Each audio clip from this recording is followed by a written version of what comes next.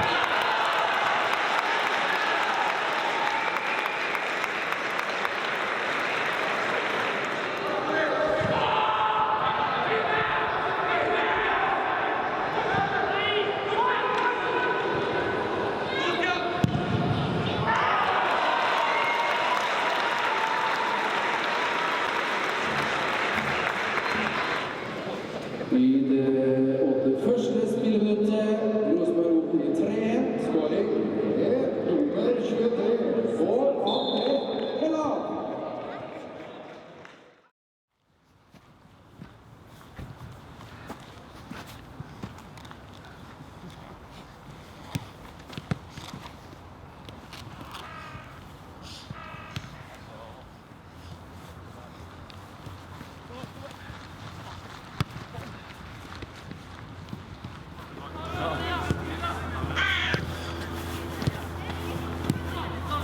Jeg tror folk bare storgleder seg nå til serien starter om 14 dager. Vi har trent hardt og mye i vinter og er veldig godt forberedt til kampstart mot Ålesund. Det er jo en viktig match, det er det jo. Når du ser fram mot den, og ikke minst har trent mot den i månedsvis nå med den matchen for øye, og så er det jo da sparke i gang sesongen. Men klart det for publikum å få en positiv opplevelse, og for oss å få en positiv opplevelse, så er det viktig. I treningskampene så har du spilt foran maks 300-400-500 oppe i Abraham, liksom. Og så når du kommer hit, og det forhåpentligvis er så fullt som overhodet mulig, så er jo det gjør jo noe med da du merker at det er i gang. Ja, Kåre er jo litt lik en Nils Arne. Han er opptatt av at det vi gjør på trening, det skal du gjøre i kamp på. Så det er ikke noe mye kjegler og sånne ting. Det er mer fokus på spill, på 2 mål, og på en måte trene på det du skal, det å score mål og gjøre det med motstandere. Og samtidig trener vi hardt, for skal vi komme oss tilbake dit klubben en gang var, så må vi være best trent, og da må vi være best trent sammen. Vi kan trene mest i Norge, det kan vi, og ikke minst vi kan trene best i Norge, og da handler det om å spille mye fotball. Hvis du spiller mye fotball, så blir du veldig god til å spille fotball.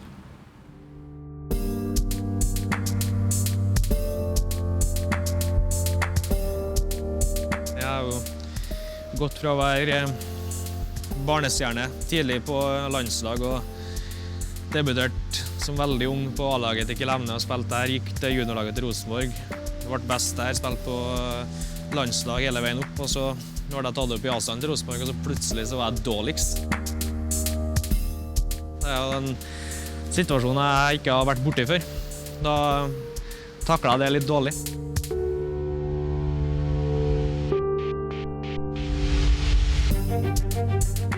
Ja, hva skal jeg si? Jeg var litt sånn frekk og sånn for å kompensere for at jeg var dårlig enn resten. I stedet for å krumme nakken og arbeide hardt og og forstå at sånn er det alltid. Altså er du yngst, så er du, når du kommer opp i en avstand, så er du dårligst uansett. Og det brukte jeg noen år på å gjøre. Men akkurat nå så er jeg veldig fornøyd med å være i Rosenborg, og jeg har et veldig stort ønske og en drøm det jeg hadde helt siden jeg var en ung gutt, om å spille Champions League med Rosenborg. Det var det jeg følte med på da jeg var ung, og det var det som var den store drømmen, og det er det fortsatt.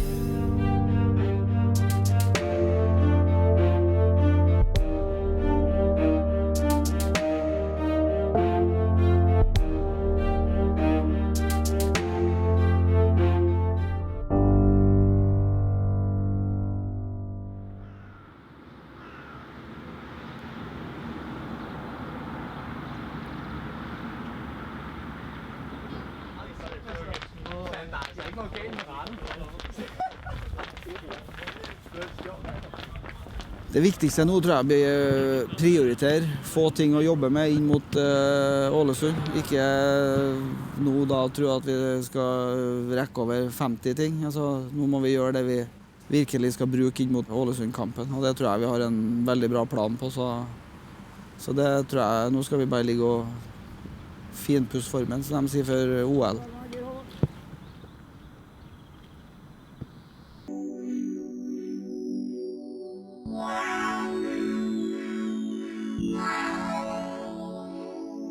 Det vi holder på med å gjøre nå, det er vel egentlig litt små forberedelser til sesongen.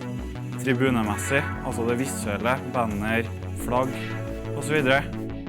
Så er det jo litt spesielt da, i og med at det er seriestart. Da bruker vi ofte å ha en større tifo da, for å markere at sesongen er i gang.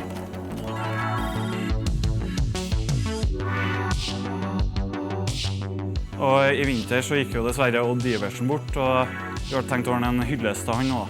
Så det er vi holder på med.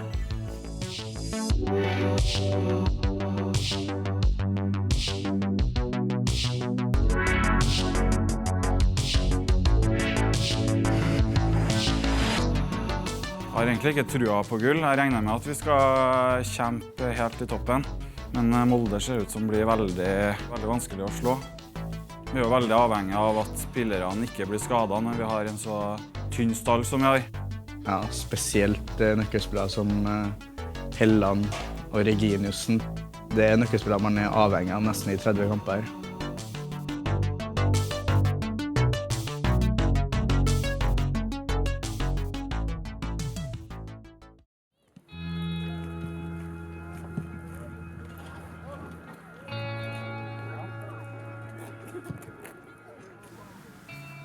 Det er jo supporterne som er klubben. Rosenborg har jo ikke vært så stor, hadde ikke vært for supporterne. Og det er ikke artig for motstanderlagene å komme her når det er fullsatt. Da skjelver de litt ekstra, det merker vi. De roter litt med sånn det tekniske ute på banen.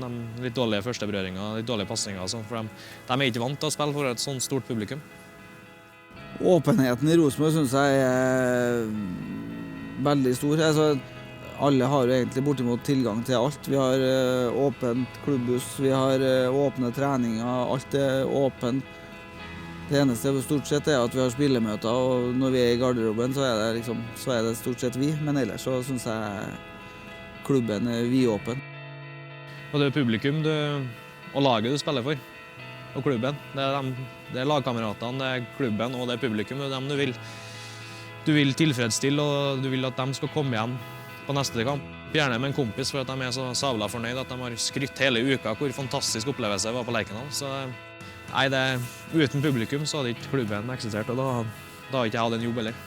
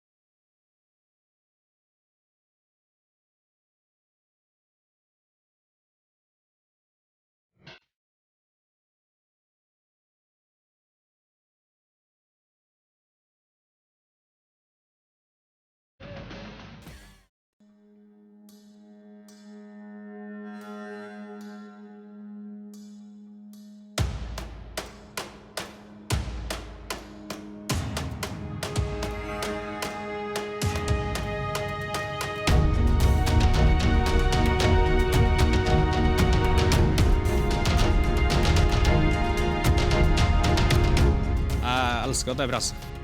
Det er når det presset er stort, da det er ekstra deilig å levere. Når det er stappfullt og det er fullt av trøndere på tribunen som har det samme ønsket som deg, at laget skal spille best mulig og vinne mest mulig. Det er bare det bruset som gjør at du får litt ekstra adrenalin i kroppen. Forventningene i Trondheim er at du skal ta gull. Vi er jo ikke noe glad i å ta fotballkamper, så vi er jo ikke i nærheten av å tenke tanken heller mot Ålesund. Så det er jo et vakkert skue, et fullsatt Lerkendal, så det gjør jo noe med det.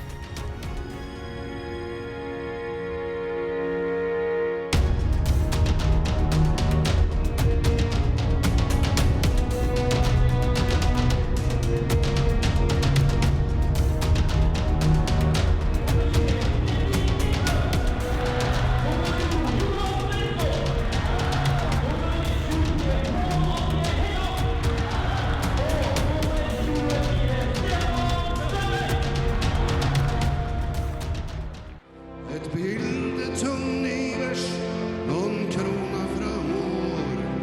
Et kart som vist frem